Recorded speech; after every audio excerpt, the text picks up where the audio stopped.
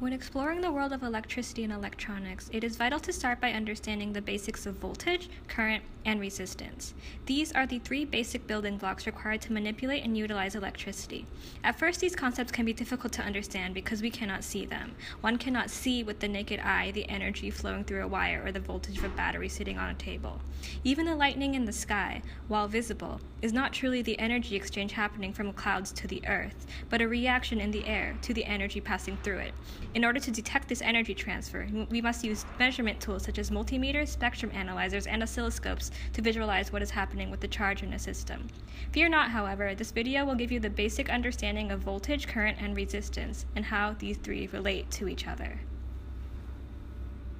Electricity is the movement of electrons. Electrons create charge, which we can harness to do work. Your light bulb, your stereo, your phone, etc. are all harnessing the movement of electrons in order to do work. They all operate using the same basic power source, the movement of electrons. The three basic principles for this tutorial can be explained using electrons, or, more specifically, the charge that they create.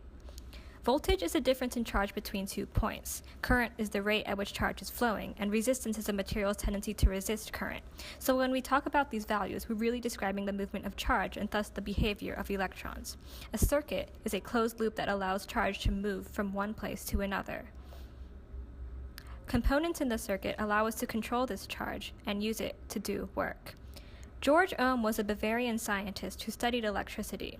Ohm starts by describing a unit of resistance that is defined by current and voltage, so let's start with voltage and go from there.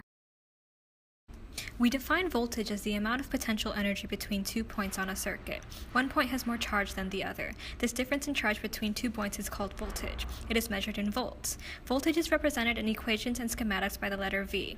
The unit volt is named after the Italian physicist Alessandro Volta, who invented what is considered to be the first chemical battery.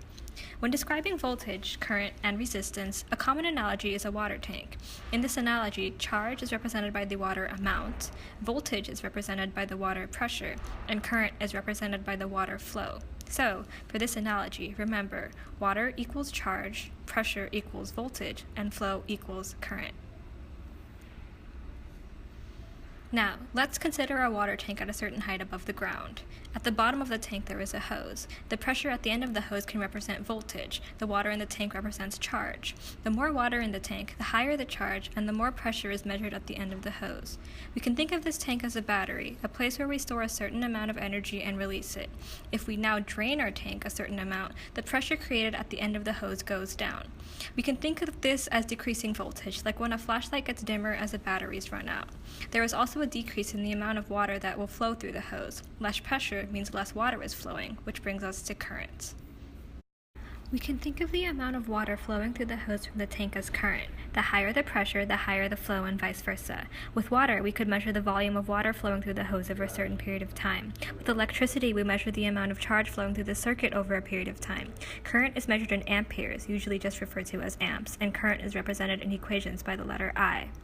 Let's now say that we have 2 tanks, each with the hose coming from the bottom. Each tank has the exact same amount of water, but the hose on one tank is narrower than the hose on the other. We measure the same amount of pressure at the end of either hose, but when water begins to flow, the flow rate in the tank with the narrower hose will be less than the flow rate in the tank with the wider hose. In electrical terms, the current through the narrower hose is less than the current through the wider hose. If we want the flow to be the same through both hoses, we have to increase the amount of water, charge, in the tank with the narrower hose. This increases the pressure, or voltage, at the end of the narrower hose, pushing more water through the tank. This is analogous to an increase in voltage that causes an increase in current.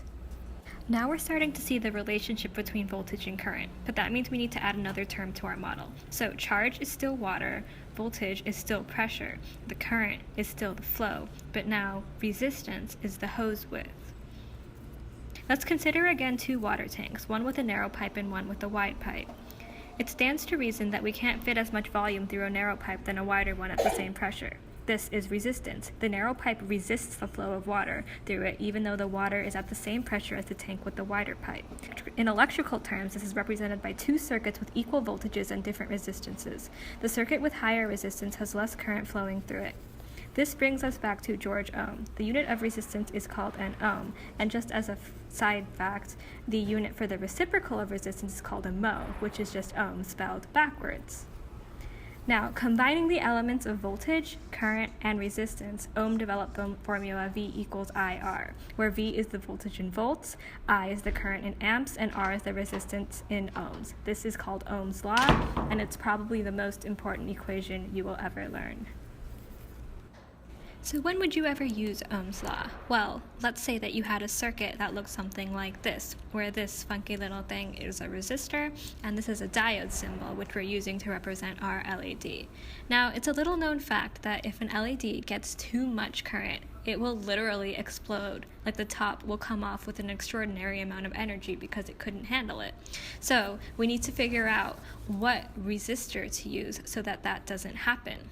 So let's say that our LED's forward current has a limit of 20 milliamps, and we're supplying 5 volts to it. Now let's figure out what resistor to use. So your circuit looks something like this. Let's call this point A, this point B, and this point C, and your voltage source is 5 volts.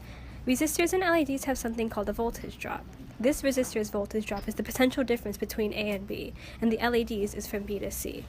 In a loop like this, all the voltage drops have to add up to the supply voltage, so VAB plus VBC equals 5 volts. You can look up the voltage drops of different LEDs in the table we gave you on Facebook. And if your LED has a voltage drop of 2.4 volts, then you can use the fact that all of the voltage drops add up to the supply voltage to solve for the voltage drop across the resistor.